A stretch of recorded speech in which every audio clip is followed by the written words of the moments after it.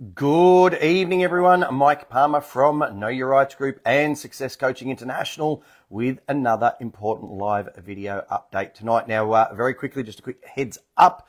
I do have a commitment already this weekend, so there'll be no live video update this coming Sunday. So we've got a lot to cram into tonight's video. So let's get straight into it. So first up tonight, the breaking story of today, which, mind you, the mainstream media has not made any mention of whatsoever, certainly that I've seen, and that, of course, is the introduction of the Digital ID Bill into Parliament. So this comes literally straight off the site. You can look this up for yourselves. If you want to type it into your search engine, it's just entitled Digital ID Legislation. On 30 November 2023, obviously today, the Minister for Finance, Senator the Honourable Katie Gallagher, I'm not sure how honourable she is after doing this, introduced into Parliament the Digital ID Bill 2023 and the Digital ID Transitional and Consequential Provisions Bill 2023. These bills will provide individuals with secure, convenient, voluntary and inclusive ways to verify their identity for use on online transactions with government and businesses. Well, that's what it is for now. Let's see what it transitions and morphs into if it actually gets passed. So there's a section on this bill will, and it tells you what the bill's there to achieve. It then goes on to some other subheadings that you'll find on that same website. Public consultation. Now, this is really concerning and really frustrating because I have spoken about this for a number of months this year. And it says, public consultation. The bills were informed by public consultation on an exposure draft of the Digital ID Bill in September and October 2023. The Department of Finance received 113 submissions. That's it. We have 25 million people in this country. What the hell was everyone else doing? Seriously. Okay? You know, we get thousands and thousands of views on every one of these videos each and every week. Okay? And I know people share them around and spread them around and all the rest. So why on earth were there only 113 submissions on such an important bill? Okay? This is the problem, people. Everyone's like, oh, it's all too hard. Oh, I'll leave it to somebody else. Everyone needs to take action. Okay, I've said this on every video this year. We need to be proactive this year more than ever. Okay, and I mean, there it is in black and white. This is the problem. Okay, with all due respect, if this gets passed, you've only got yourselves to blame because only 113 submissions were made. Okay, we need to put a stop to this kind of stuff and some of the other things that I'm going to get to later in the video. It then goes on to talk about amendments to the legislation. A range of amendments to the Digital ID Bill were made following consultation. These include strengthening the position that digital IDs are for voluntary for government services. Again, that's for now, but once they get enough uptake in that volunteering, what are they going to do then? See, it's like a chess game. You've got to think those few moves ahead. Further safeguards over law enforcement access. Again, that's for now, but then there'll be an emergency or extenuating circumstances why they need to do this. And then they'll just simply create more emergencies. You know, this is what I keep coming back to. This is why this whole COVID thing was all just a test to see how many people would just follow along and blindly comply. And, unfortunately, on the whole, we as a society failed that test miserably. Increasing penalties for breaches of the legislation. Well, again, who's going to enforce that? Clarifying governance roles and responsibilities. Tightening protections around attributes. Clarifying sharing of information between regulators. Penalties for falsely promoting accreditation status. Okay, so again, you can read a little bit about it. Then there's a couple of final points that you can see there. Other issues, consultation feedback raised other issues that can be addressed without further amendments to the Digital ID Bill. So there's no further amendments proposed. We need Okay, and when I say we, I mean everybody watching this and everybody out there that hasn't yet seen this. Okay, we all need to act together collectively to put a stop to this right now. And then it goes on to the rules. The Digital ID Bill provides for the Minister to make rules to set out details of the accreditation scheme and the Australian Government Digital ID system. And there's links and everything else there. But look, this has been put into Parliament now. Okay, they're only a few steps away from making this a reality. So this is very, very real, and we need to get serious about this. So obviously, I would urge everybody to please, okay, write your My Will letter to your Member of Parliament. Express your will as loudly and as clearly and as concisely as possible in your own words, okay, that you do not consent to this bill being passed in its current form, and that you require your Member of Parliament to act as your represented elective, okay, as your elected representative, sorry, okay, and express your will on the floor of Parliament when this bill is actually being debated. Now, I would again also urge you to help stop this legislation, okay, from being passed by adding your signature to that Stop Digital ID petition. So there's the title of it there. If you just plug that into your search engine, whether it's Google or DuckDuckGo or whatever your preferred search engine is, type that in, okay, find that petition. That's what it actually looks like, okay, and make sure that you add your signature and help actually put a stop to this.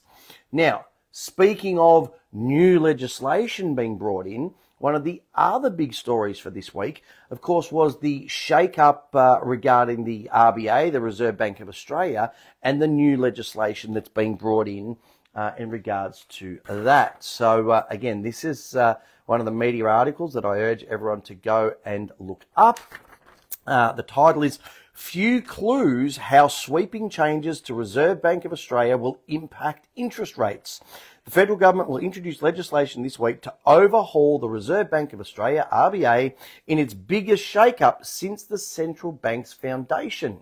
The government-commissioned independent review of the bank in April recommended sweeping changes, including a reduction from 11 interest rates board meetings a year to just 8, with each to be held over 2 days. Among other changes on the way, a governance board to oversee day-to-day operations and payment systems such as Apple Pay. Legislation will also axe the powers of Treasurer Jim Chalmers to overturn an RBA decision. And out will go the central bank's authority to directly lend to particular industries or companies. While the RBA changes promise to have big economic and political ramifications, the question most Australians are obviously asking is, will this stop the RBA from raising rates? Experts say reforms aren't so much about interest rate decisions themselves, but more about how those decisions are reached. It's unclear what the impact of having fewer board meetings a year will have on interest rate decisions. One theory suggests that could lead to larger jumps in the cash rate, given that there are fewer chances to change it. And that, of course, is something that the RBA's Michelle Bullock has already alluded to in the past. But many experts don't think that bigger raises or falls are guaranteed under the new structure. I guess time will tell. Australian mortgage holders will have to wait until the first RBA board meeting under the new regime in early February for the first signs. So we're only just kicking in to the 1st of December, obviously tomorrow. So they're talking about early February. So, we are still, a couple of months away. So my suggestion to everybody out there is, to please err on the side of caution with regards to discretionary spending over the Christmas period, over the summer period, over the next few months, just in case, they come racing out of the gates, trying to make a statement for that first meeting of the year. Just something to perhaps keep in mind. Now, whilst we're on the subject of rates and money, I do want to share another, a very interesting and I would suggest concerning article that again highlights some of those serious concerns about a cashless society, and in particular in relation to CBDCs, which of course is central bank digital currencies. Now, this is an actual industry article, so this is an IT industry article. So, I mean, these guys know what they're reporting on, and again, I would urge people to look this up and read through this. So it says, digital bank robberies, key risk for central bank e-money. Digital bank robberies and other cyber hacks will be a key risk for countries launching digital versions of their currencies, a new report from the Bank of International Settlements has warned. The BIS, dubbed the central banker's central bank, has been overseeing much of the global development work on central bank digital currencies, CBDCs, and its report is the most comprehensive assessment yet of the challenges. They range from whether central banks have the technological know-how to provide digital cash and the potential dangers of outsourcing work to the damaging environmental impact their huge energy needs could have. A worst case scenario, though, would be a cyber hack that saw money stolen from what would effectively be a central bank's digital vault. And yes, I would say that that would be a huge problem. Okay? Cybersecurity is a key risk for CBDCs, the report said, adding they would have far-reaching implications for the way central banks currently operate. The number of banks across the globe that are working on CBDCs has tripled over the last 3 years to 130 as of mid-2023. Nearly a dozen have already been launched, including the Bahamas and Nigeria. China is trialling a prototype digital yuan with 200 million users, while the European Central Bank has just begun 2 years of advanced stage exploratory work. Issuing a CBDC will have major implications for the business model of central banks and the risks they face, and it will modify their risk profiles, the BIS report said. It added that CBDCs using new technologies such as distributed ledger technology will face unique cyber risks as there is no widely accepted cybersecurity framework currently. Why on earth are they even considering releasing these when there's no actual cybersecurity framework in place yet? You know, and yet they keep pushing and pushing and pushing for a cashless society and digital currencies. Furthermore, the central banks are flying somewhat blind as there is limited real-world data on the key threats to CBDCs, regardless of the type of technology they use. So there are far more, unanswered questions than, anybody seems to be talking about, and people really need to be aware of this.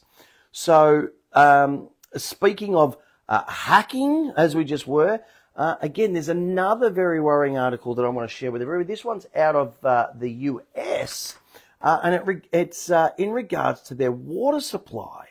So again, if you want to look this one up, that's the title there. Pennsylvania water system hacked by Iranian-backed cyber group. Reports the Municipal Water Authority of Aliquippa, Pennsylvania, revealed that one of their booster stations was hacked by an Iranian-backed group, CBS News reported. Matthew Motters, the chairman of the board of directors for the Municipal Water Authority, confirmed to KDKA-TV that the hacking group, identified as Cyber Avengers, took control of the station. An alarm promptly sounded to alert officials as soon as the hack took place. The hack machine operates with a system called Unitronics, and Modders noted that the system involves software or components owned by Israeli entities. The effective system has now been shut down. On Saturday, members of the Pennsylvania State Police were called to the booster station to initiate a criminal investigation. Congressman Chris Deluzio released a statement on Sunday stating he's keeping a close eye on the situation. Attacks on our critical infrastructure like water are unacceptable. You think? There's the understatement of the year. I intend to push for a full investigation here and accountability for the attackers, he said. Cyber Avengers asserted on X that they have claimed responsibility for multiple global attacks. These include targeting 10 water treatment stations in Israel as of the 30th of October, as per CBS News. So, I mean, this is pretty serious stuff. I mean, you can't survive very long without water. I mean, you know, we need to keep things in perspective in regards to these, you know, levels of seriousness, and this is right up there. So we've got the Bank of International Settlements warning central banks about cyber attacks with regards to CBDCs. We've just seen a US state had a cyber attack on their water supply, and right here in Australia, just this year alone, we've seen cyber attacks or outages on Optus, Telstra, Latitude Financial, Medibank, along with a number of outages by a number of the major banks. Okay? And yet the government is still forging ahead with digital IDs, cashless society, and CBDCs. I mean, do you see the problem yet, people? Okay? This is just insanity. They need to get the infrastructure right first. They need to get the security protocols in place first. But they're not even talking about that. They're just forging ahead with the overall agenda.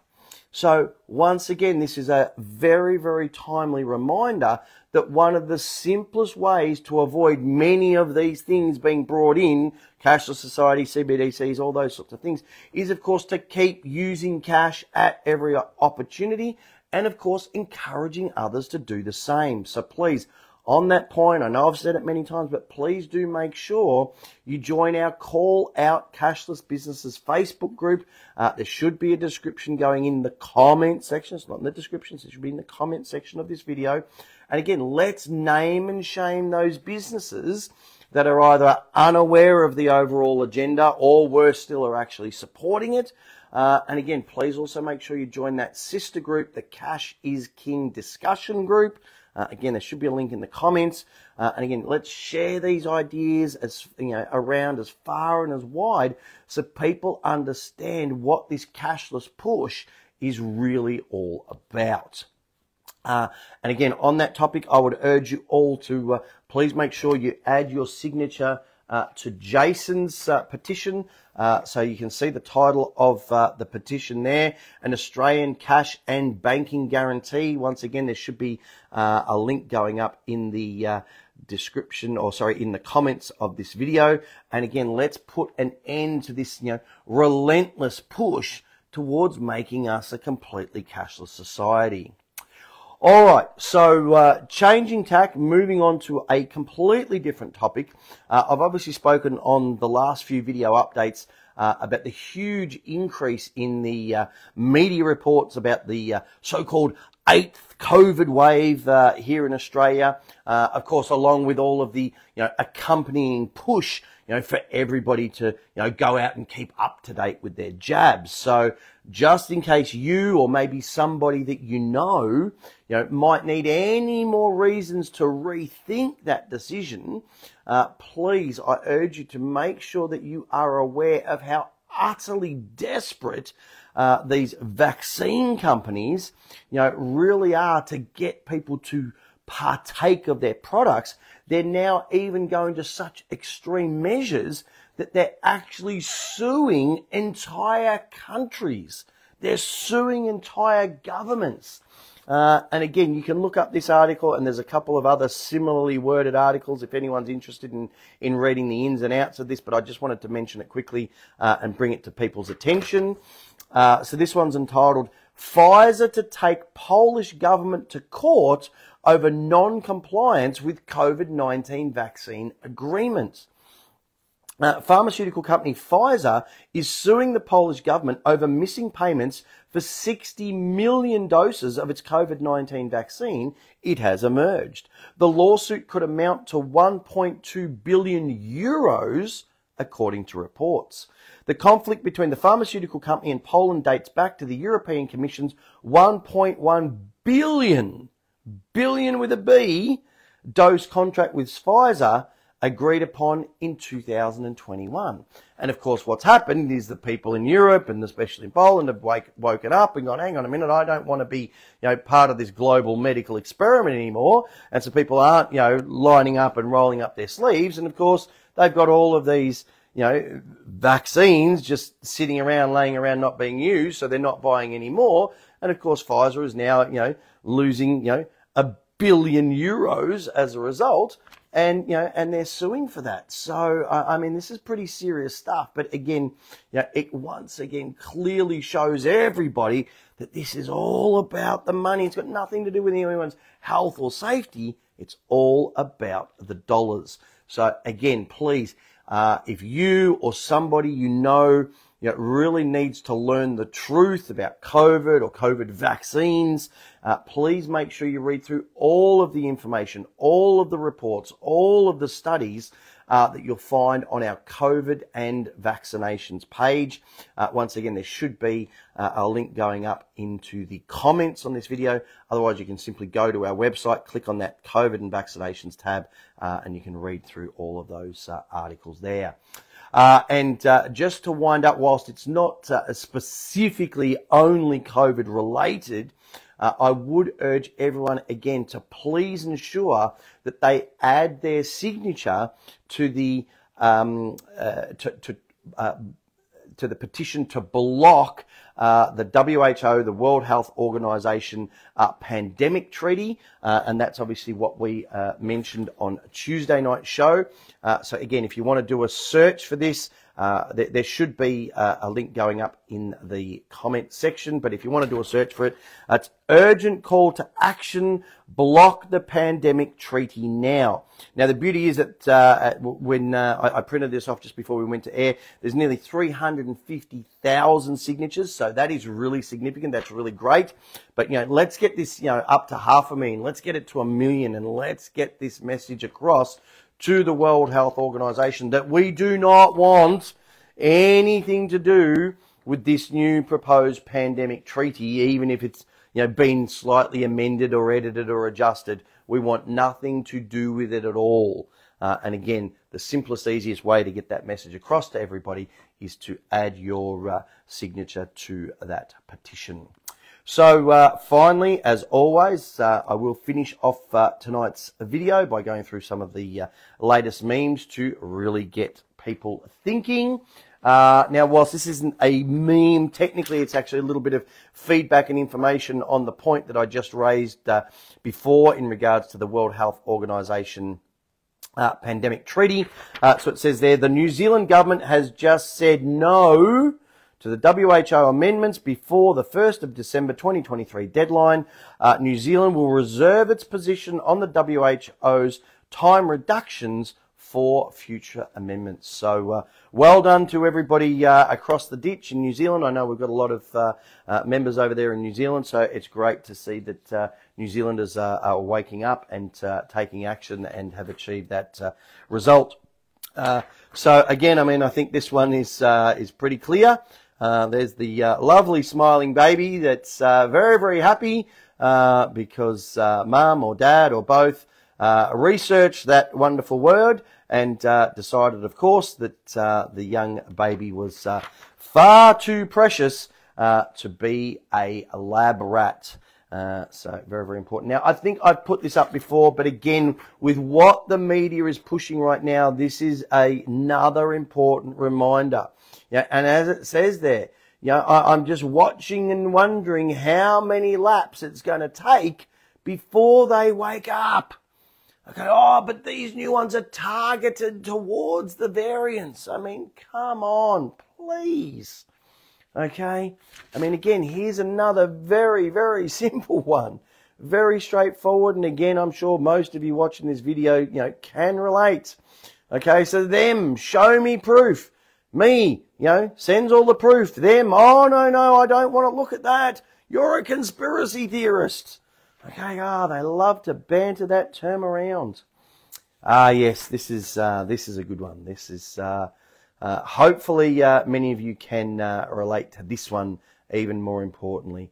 And as it says there, how I sleep at night knowing I never have and never will comply with anything the government says. So let's hope there's more and more people doing that. And the final one I want to leave you with is this one. And this is so, so important. This is what we need. We need people standing up and rebelling this year more than ever. So as it says, rebellion is when you look at society in the face and say, I understand who you want me to be, but instead I will show you who I actually am. Okay? And again, I'm reminded in this moment of that very, very, simple but powerful saying. If you don't stand for something, you'll fall for anything. And how many people did we see do exactly that over the past few years? You've got to take a stand. You've got to stand for something. Otherwise, you'll be like all the other muzzled sheep out there. So I'm going to leave things there for tonight. As always, I do urge you to make use of all of the information that is freely available to you to please get informed, get fired up, and get proactive. There's tons of completely free information on our website, on the other websites that we recommend. Again, you'll find links in the description. All of these videos, of course, are completely free to watch. You'll find them all on the videos tab on our Facebook page or, of course, on our BitChute channel. Our radio shows, again, are completely free to listen to. As I said, there'll be no live video update this Sunday night, but we will, of course, be back live on air on Tuesday night with our next live radio show. You can tune in between 8 and 10 p.m. It's completely free. Again, there should be a link going up in the comment section. And we know some people have had some issues trying to log in, but we've put some new links up. We've tried and tested those links. So whether you're on a PC or a mobile device or an Apple device or an Android device, you should find a link there that enables you to tune in for free to that Tuesday night radio show. And of course, if you missed any of those radio shows, you can of course join up as a podcast member for less than $5 a week. Get access to the fully edited shows, the notes for each show, the transcripts for each show, and all the rest of it. Now, of course, if you want to go above and beyond that, we do of course recommend our Know Your Rights book, The Essential Step-by-Step Manual for Understanding and Exercising Your Rights. That Aussie Speeding Fines book, these guys have been around for 16 years, showing people how to use that tried, tested and proven 3-step process to challenge any types of fines, traffic fines, COVID fines, unregistered dog fines, whatever. So again, please make sure you grab that. And we do know that a lot of people are struggling financially, so please stop throwing good money after bad at these unsecured loans. That's your personal loans, your credit cards, things like that. Grab that Bank Secrets Revealed book. You can get these all individually. Again, there's links in the description and there's links in the comments. Of course, you can get them all together as part of the combo pack. You do also get that tote bag included just as a little bonus free of charge. Don't forget, we do have our beanies and our caps. I know a lot of states, especially on the East Coast, are experiencing some wild and woolly weather at the moment, from hot to cold to wet to dry to all over the place. So grab yourself a cap and a beanie. People notice the logo. They come up and have a chat. A great way to meet like-minded people. And of course, if you're serious about learning about your rights, please make sure you grab a copy of that home study course. It is a complete recording of one of our 2.5-day live events. It goes over 17 DVDs, a CD with all the documents that we use ourselves, 3 custom-made workbooks with sections to, write notes next to every single presentation that we go through. And of course, you can pause, rewind, fast forward in the comfort of your own home and go through that in your own pace. It is a fantastic resource that you'll come back to again and again and again. So I'm going to leave things there for tonight. I hope you all have a fantastic weekend. We'll speak to you all live on Tuesday night for our radio show, and of course next Thursday night for our next live video update. Until then, take care, everyone.